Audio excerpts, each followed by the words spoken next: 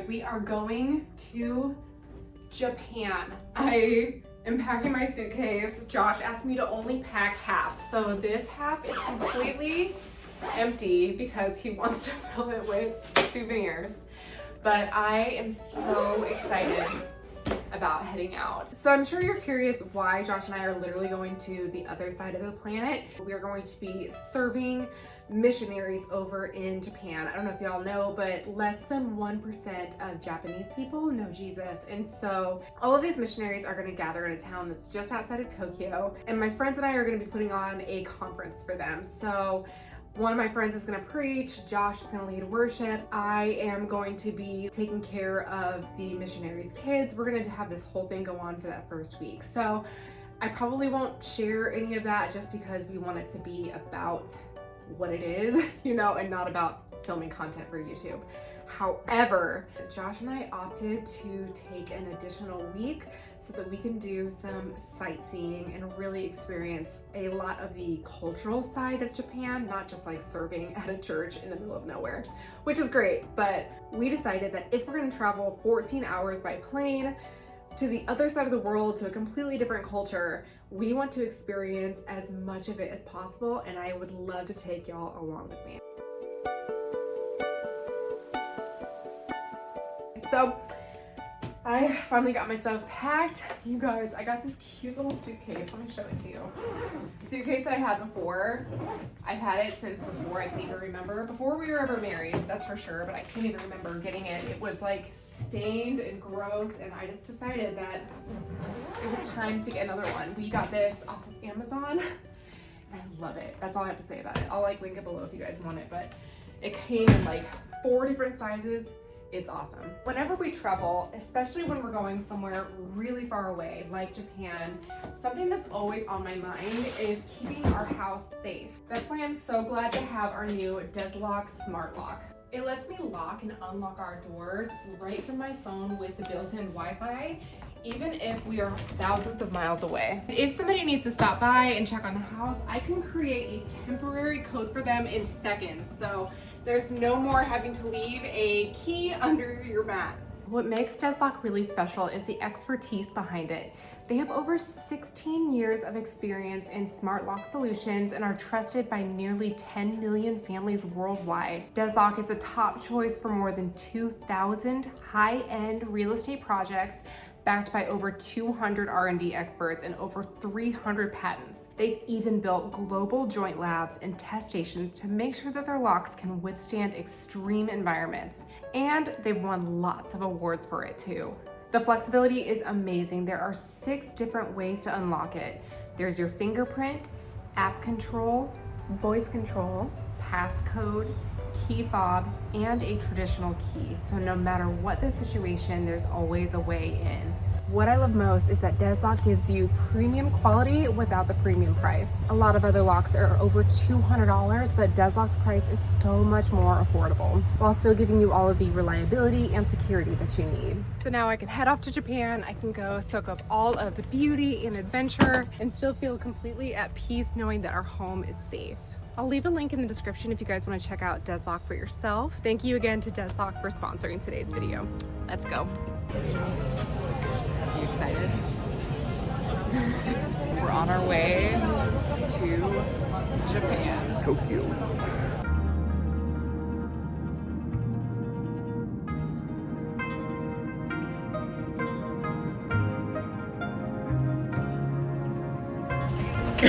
There's so much room. Look at all this room. So spacious. Feeling so fancy with our complimentary neck pillows. So on our way out to Tsukuba, where we were staying, we passed by the Ushiku Daibutsu, which is a towering bronze Buddha statue in Ibaraki, one of the tallest in the world, standing at 390 feet tall, which is 29 stories high. After this, the first thing we did is get some food. So, I look like I've been in the ocean already. I haven't been in it. We were able to hit up this awesome beach on our first day there. I had no idea that we were going to be able to have an opportunity to do something like this. We visited the Ibaraki Nature Museum and Park. Here it's like half museum and it's all like nature and history. There is so many things to look at. We only saw about half of it, but it was incredible. Y'all, these dinosaurs were a little bit too real for my liking.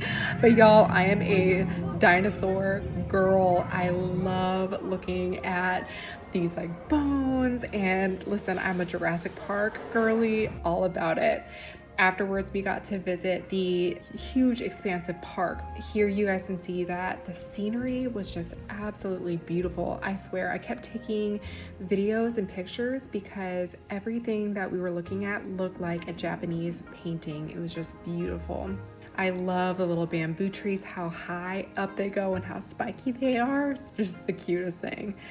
After this, we went over to this beautiful little water kind of splash pad area. We had some of the kids with us at this point, and it was just such a special day. And next we tried conveyor belt sushi. Do the beef again. You can order more than one if you want. I ordered 2 This is yellowtail. Is that just the yellowtail? There was all kinds of food to be tried. Y'all, I didn't even capture the half of it. On this day, we actually wound up coming over to a mall. It actually felt very much like an American mall, but I found these dishes that I was absolutely obsessed with. You guys know my affinity for blue and white dishes. I was actually looking for something to be used kind of like a spoon rest on our counter, and I found these. Oh my gosh, I wanted the entire set, but I decided to just get a couple of these, and I actually got this little linen shirt too from Japanese Zara. Our next adventure was the train stations. Now these were super intimidating for me because everything was in Japanese and very little was in English, but we made our way.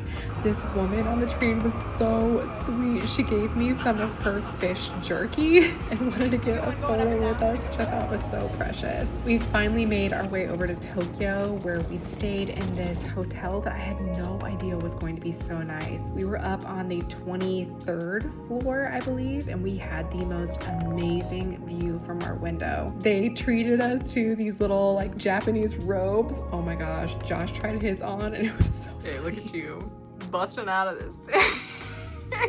Should I wear this down to the lobby? They would be so lucky. We're here. We finally made it to Tokyo. There's so many people, but it's super beautiful outside. We're searching for somewhere to eat. That evening we ventured out on foot to try to find some food. Oh my goodness, everywhere that we passed looked so good. We had the hardest time choosing, but we picked this place because these steak skewers looked absolutely amazing. And we looked inside and it was just the cutest place. I'll give you guys a little peek. I could not believe how many little stores looked like nothing on the outside, but were so cool on the inside. And we were really excited to eat here.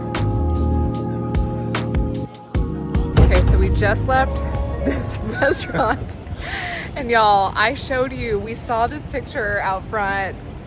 We thought it looked so good. I was like, ooh, that looks like steak skewers. Let's Y'all, do that. He even ordered the steak, Yeah. and the man was like, yes, okay, let's do it. We want the steak. What is this, babe? This right here, my friends, are different cuts of pig Organ organs. meat. So we had pig liver, pig tongue, Pig heart, pig cheek, I think was one. Pancreas, was that the one that I was eating? I think that was the last one, the one that I actually liked. Yeah. We thought the weirdest thing that we were gonna eat tonight was the Octopus. It wasn't. It Wrong, was y'all. the pig organs. I downed that octopus and I left the rest to Josh. It wasn't bad.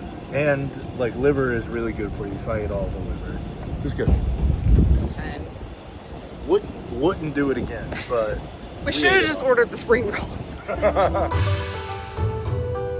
After dinner, we ventured out into the Ikebukuro district.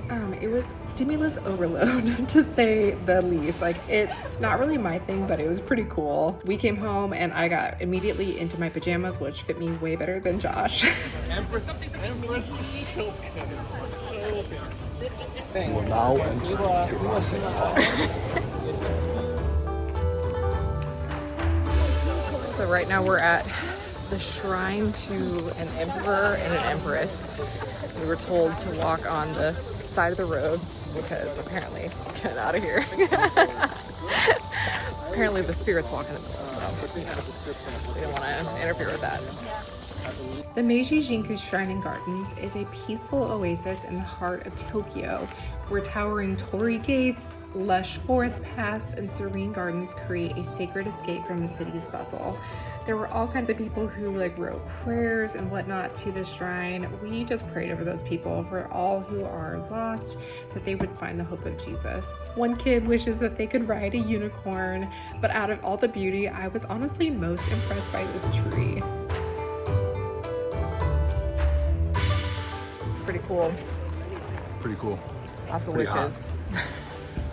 I will say that after being in all of the hustle and bustle of Tokyo, this was such a great escape, and it was the nature that my heart needed. Immediately outside of the shrine and gardens was the Harajuku district, which I know is famous from Gwen Stefani. But they had these little gachapon stores, which is all those crank machines. Listen, I was not into this. Josh was. They were making little boba tea circles in here, and they had a pig cafe. Can you believe that? There were so many interesting stores in this area. There's a sign behind me that says, "This banana is not a banana."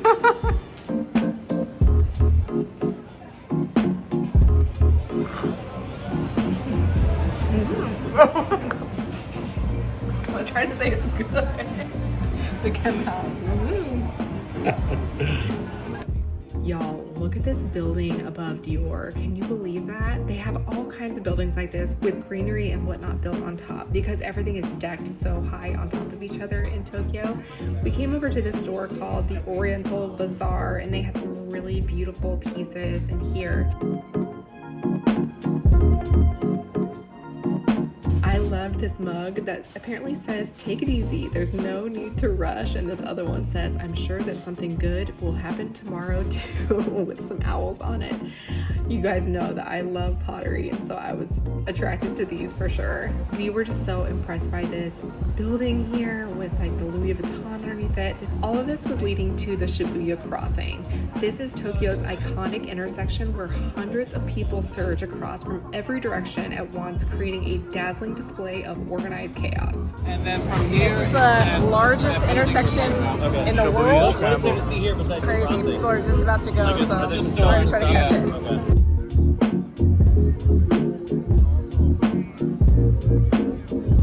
Okay, so once the light hit green, everybody goes from all directions, all at once.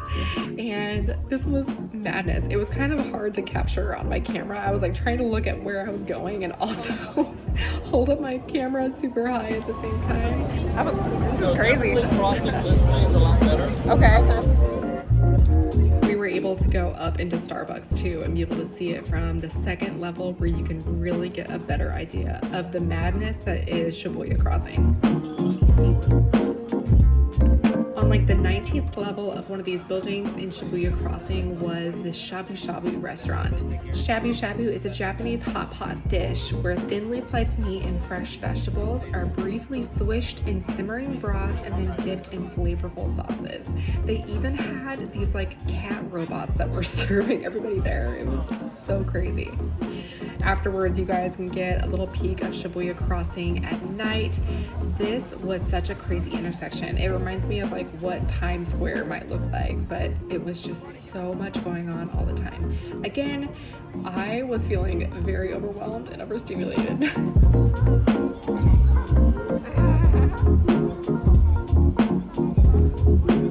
Next, we wound up coming over to the Sunshine Tower. Oh. This is a 60-story modern skyscraper in Ikebukuro featuring an observation deck with a panoramic city view. Second tallest building in Japan. As far as we know, it's like 250 meters, I think, above sea level or something like that. Wild. That evening, we got some of the best Thai food that I think I've ever had in my entire life. Like, possibly the best ever. Next, we wound up getting on a bullet train to travel from Tokyo to Kyoto. This bullet train went 200 miles an hour. Kyoto, Japan is a serene city where ancient temples, traditional tea houses, and quiet gardens blend seamlessly with vibrant markets and timeless culture. I tried to catch Josh sleeping here, but I don't think he really appreciated it. After this, we visited the Nishiki Market, which is known as Kyoto's Kitchen. This lively retail market specializes in all things food related, like fresh seafood, produce, knives, and cookware. I was just in love with all of the ceramics. Josh was showing me things that he thought that I might like. Yeah. They literally had to like pull me out of this store because I was so obsessed with all of the handmade pottery and beautiful glazes. This wall might have been my favorite wall of every wall I ever saw in Japan. Look at all of these beautiful little pots, all handmade.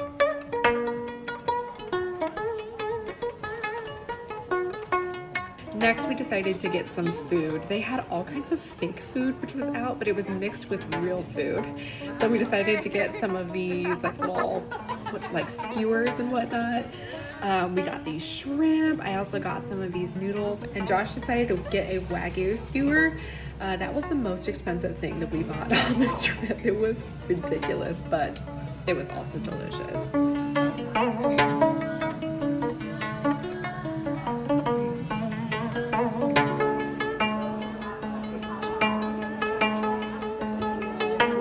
We traveled along through the market. There was way too much for me to be able to film, but we did wind up going up into this 2D cafe, which we thought was pretty fun.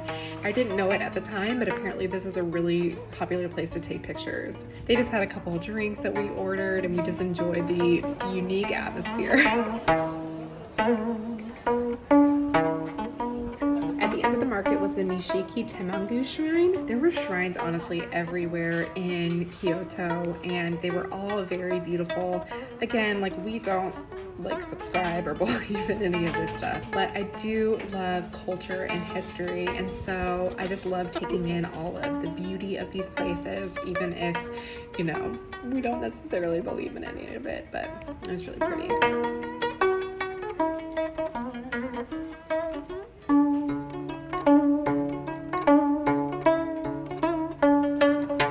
Next, Josh got some donuts from this spot with this really cool ceiling, and then we came over to this beautiful store. This may have been my favorite shop that we visited on the whole trip. It was pretty darn expensive, but it was very traditional.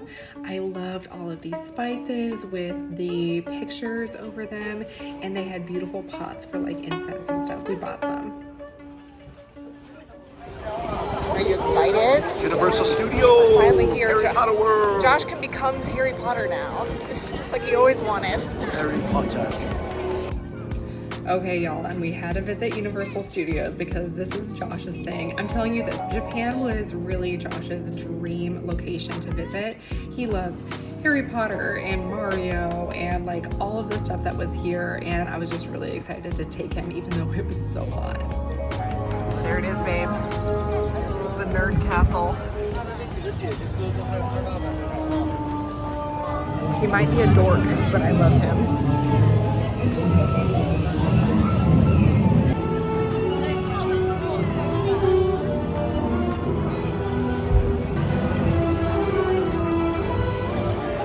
It's hot.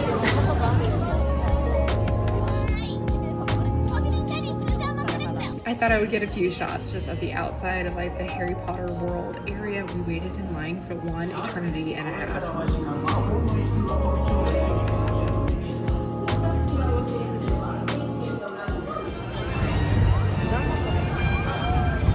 And then we made our way over to my place, which is Jurassic Park. We went on both of these rides. This one got us absolutely soaking wet. And this next one that you see, we got on it and we thought it was gonna be fun. We left, it was the scariest ride we've ever been on. Like, we didn't even leave having fun, we were traumatized. Today we're heading into a bamboo forest, if you can see it. The Arashiyama Bamboo Grove in Kyoto is a breathtaking pathway where towering stalks of bamboo sway gently overhead, creating a dreamlike, otherworldly atmosphere. We hiked up to the Arashiyama observation deck, where we saw stunning panoramic views of the Arashiyama district, including the Hozugawa River and surrounding mountains. It was beautiful, but oh my gosh, we hiked for forever, and I don't think that Josh has ever sweat so much in his life.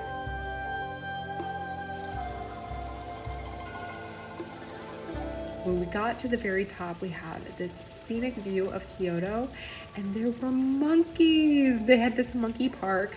It's on a scenic hillside sanctuary where visitors can watch wild Japanese macaques up close while enjoying sweeping views over Kyoto. You can see that this one has a little baby attached to her.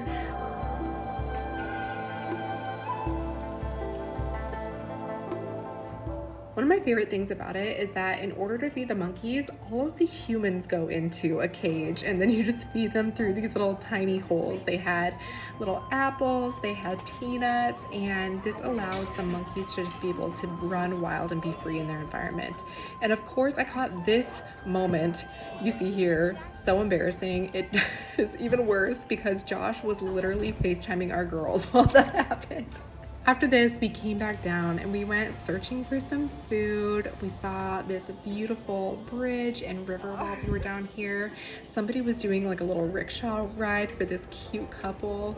And then we came over to the store that was like all things matcha. I had seen people with matcha ice cream so many times and I finally decided to try it myself. What does it taste like? Green. I know it's green, but what else is about it?